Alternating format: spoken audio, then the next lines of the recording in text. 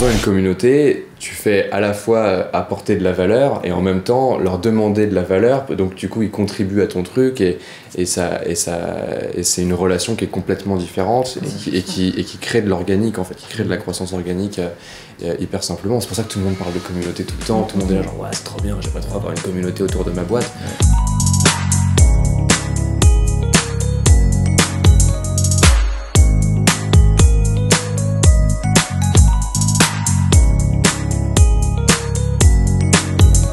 Beaucoup de gens se demandaient comment on est arrivé à voyager autant alors qu'on était issus de la même classe, que ce soit la classe populaire, la classe moyenne. Et on va dans des pays où ils pensent qu'ils n'auront jamais le moyen d'y aller en fait. Ils voient qu'on est allé au Mexique, on enchaîne 3 pays dans 3 mois. Ils se disent mais comment ils font? Est-ce qu'ils ont un patrimoine de ouf? Alors que archi pas, on est, des fois on a le même échelon au Crous, donc ils se posent la question, ils disent mais comment tu fais en fait? Et c'était juste du coup... il y avait un manque d'informations qu'on donne, nous c'est des informations en fait qu'on a, c'est ça le service qu'on propose en gros. On trouve des bons plans. On trouve des bons plans et enfin, on optimise nos congés, on trouve des bons plans. On n'hésite pas à chercher des destinations où on n'a pas forcément pensé au départ. Par exemple, on va trouver une offre pour aller en Albanie. Il n'y a pas tout le monde qui va y aller, et du coup le prix va être hyper faible. Au final on va y aller, ça va être hyper bien.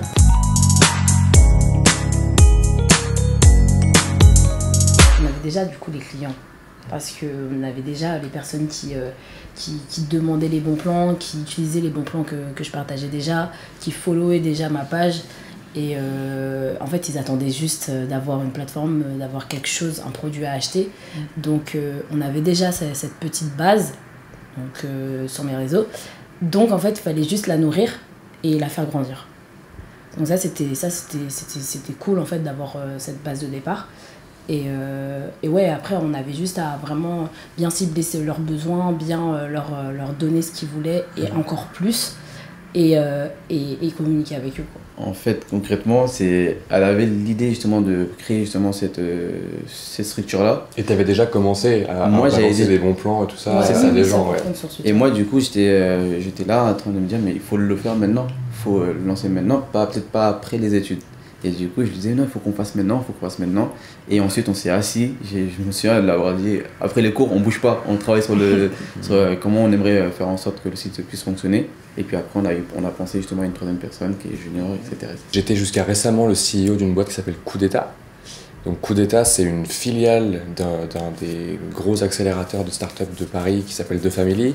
Et donc Coup d'État, c'était une boîte, enfin c'est toujours une boîte d'ailleurs, où on crée des contenus vidéo pour apprendre aux gens à entreprendre. Donc comment on fait pour leur apporter un maximum de valeur dans leur aventure entrepreneuriale, surtout pour les gens qui le font pour la première fois. Moi je suis un passionné d'éducation, j'adore ça. Cette passion, elle vient d'une frustration à la base de l'école m'a déçu. L'école a promis beaucoup de choses qu'elle m'a pas apporté et ça me gonfle et je pense qu'en tant que société, il y a moyen qu'on fasse un meilleur système d'éducation, qu'on crée quelque chose de mieux. On a fait de gros progrès avec Internet, avec YouTube, avec tout ça. Genre, aujourd'hui, l'accès au savoir, il est complètement banalisé. Et tu peux apprendre n'importe quoi, mais je pense qu'en termes d'éducation pure, d'accompagner les gens à faire des choses et à se lancer, d'offrir des opportunités comme celle que tu as eues, qu'on te dise oui, tu as les compétences pour faire une boîte. Combien de gens n'ont pas entendu ça dans leur vie et du coup le feront jamais. Et avant ça, j'ai eu une boîte dans la food qui s'appelait Menu Next Door, dont je m'occupais du produit chez Menu Next Door. Et donc on était une boîte qui mettait en relation des particuliers qui cuisinaient chez eux et d'autres particuliers qui venaient prendre les plats à emporter. Ça a cartonné. On a ouvert 3 pays, on a levé 5 millions d'euros et c'était une expérience hyper enrichissante et qui était très axée autour d'une communauté parce que la bouffe, ça rassemble les gens, hein, c'est après le sexe le réseau social principal de la vie.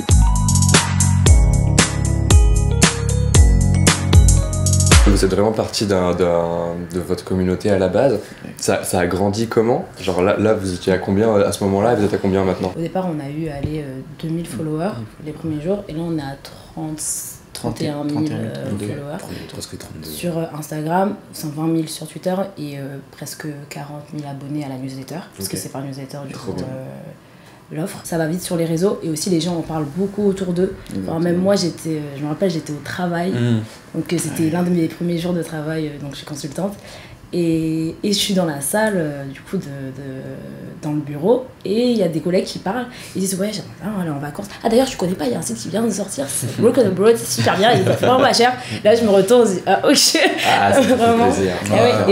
C'était trop drôle. Et surtout, des gens qui nous envoient des vidéos, ils sont en amphi, il y a des gens qui sont sur le PC. Ouais, j'étais en amphi, je vois un ordi avec un site et tout. C'est génial, ça fait kiffer. On voit qu'en fait les gens ils en parlent vraiment, et c'est eux-mêmes qui créent la communauté, c'est eux-mêmes qui deviennent en fait les ambassadeurs. Par exemple, quand les gens se disent mais c'est pas possible, attends, comment ça 20 € pour aller à Rome, c'est impossible et tout, c'est fake, et là on a toute notre communauté qui arrive, n'importe quoi, je suis partie en voyage avec eux, c'est pas fake du tout, et ça c'est trop bien parce qu'on a plus besoin d'en parler. C'est trop bien. Ce qui était bien avec Coup d'État quand j'ai repris, c'est que c'était déjà existant.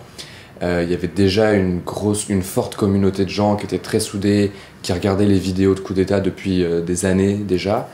Et donc quand je suis arrivé, c'était pas tant un challenge de créer la communauté de zéro que de trouver qui étaient les gens avec qui j'allais bien m'entendre et à qui j'allais pouvoir apporter de la valeur. Oussama a fait un post Facebook en disant ouais, Valentin reprend Coup d'État, envoyez-lui un message sur Facebook.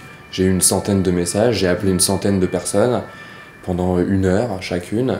Donc je passais 2 semaines à être au téléphone H24, à leur poser toutes les questions possibles. Quand tu te mets en avant un minimum dans des vidéos, etc., les gens ils viennent te contacter, ils te posent des questions, du coup je les rencontrais.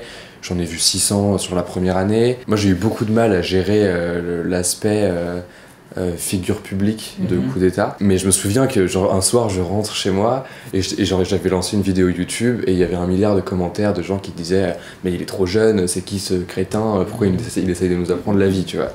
Et c'est vrai que moi mon âge ça a longtemps été une insécurité, sociétalement c'est un problème quoi. Pour plein de gens et j'essaie de m'en foutre au maximum, c'est de plus en plus simple maintenant mais à l'époque c'était un peu dur. Et donc je rentre chez WAM et il y a mes potes chez moi et je leur dis putain les gens ils sont méchants, je suis trop triste. Ouais tu sais t'es là genre je regarderai plus jamais. Ouais en plus YouTube c'est particulièrement terrible. Puis ils regardent les commentaires et puis ils me disent bah non ça va tu vois. Et en fait il y avait tous les gens que j'avais rencontrés en one-to-one en vrai qui venaient prendre ma défense quoi et qui venaient dire mais non mais attendez vous savez pas qui il est machin. Et j'étais là genre waouh c'est vraiment le meilleur truc du monde tu vois. Et cet effet là de les gens prennent la défense de ta marque, il ne peut venir que si tu leur apportes une vraie valeur et qu'ils s'identifient à ça quoi.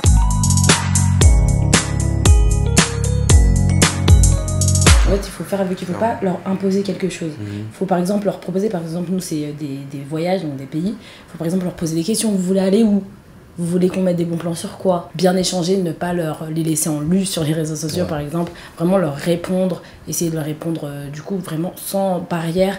Par exemple, nous on vous voit jamais.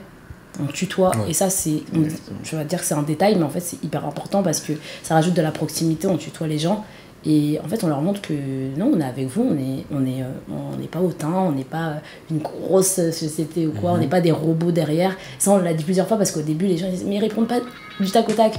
En fait on peut pas parce qu'en fait on est que des humains, on est juste nous. De toute façon la clé de toute communauté c'est de demander de l'aide aux gens. Parce que y a rien, c'est un des sentiments principaux chez l'être humain, c'est le sentiment d'appartenance. Et ce sentiment d'appartenance, il est nourri par le fait que tu apportes quelque chose à une cause qui est plus grande que toi. Donc si tu proposes ça aux gens, en fait, il se passe des trucs de ouf, quoi. En tant qu'entrepreneur, si tu veux, c'est au lieu d'aller chercher un job et que t'aies une entité, une boîte qui te donne un salaire, tu vas essayer de toucher plein de gens qui vont te donner une partie de ton salaire et en fait tu choisis pour qui tu travailles. Et ce qui est intéressant dans le fait de créer une communauté, ce qui n'est pas nécessaire pour faire une boîte, t'es pas obligé de faire une communauté pour faire une boîte, c'est ce qu'on disait tout à l'heure, c'est que si jamais tu fais pas de communauté, tu trouves des gens, tu leur apportes de la valeur et ils te donnent de l'argent en retour et du coup ça fait une boîte. En faisant une communauté, tu fais à la fois apporter de la valeur et en même temps leur demander de la valeur, donc du coup ils contribuent à ton truc et c'est une relation qui est complètement différente et qui crée de l'organique en fait, qui crée de la croissance organique hyper simplement. C'est pour ça que tout le monde parle de communauté tout le temps, tout le monde est là genre ouais c'est trop bien, j'aimerais trop avoir une communauté autour de ma boîte. Ouais cool, mais pose-toi la question de est-ce que t'as besoin vraiment ? you find